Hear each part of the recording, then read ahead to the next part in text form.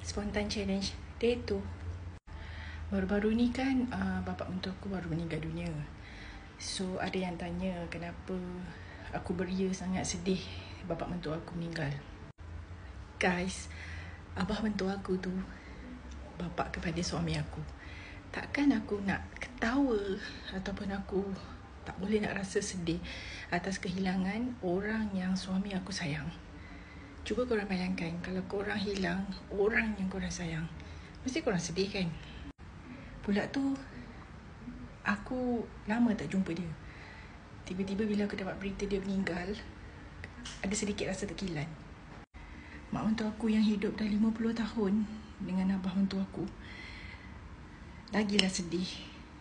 Andai sampai masa abah aku sendiri pergi nanti, aku sempat menghadap abah aku dan aku dah bersedia pada ketika tu. Sebab kehilangan abah mentua aku ni, suami aku tak bersedia.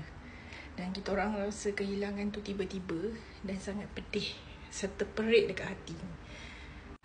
Jadi jangan pertikaikan kalau sesiapa pun yang baru kehilangan, dia nak rawat diri dia. Okey? Bagi sokongan dekat dia orang.